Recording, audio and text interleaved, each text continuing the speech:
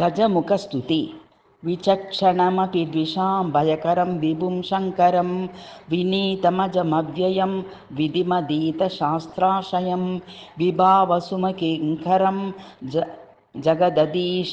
माशाम्बरं गणप्रमुखमर्चये गजमुखं जगन्नायकम् अनुत्तममनामयं प्रतितसर्वदेवाश्रयं विविक्तमजमक्षरं कलिनिबर्हणं कीर्तिदं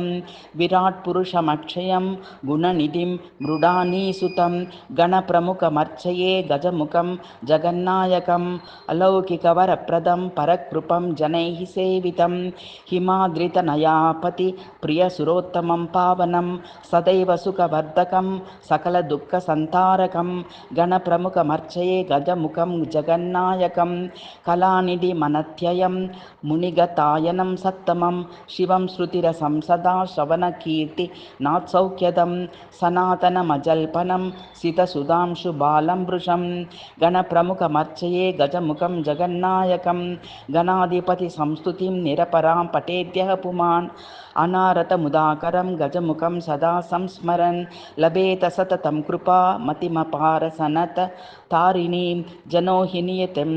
मनोगतिमसाध्य संसाधिनीम्।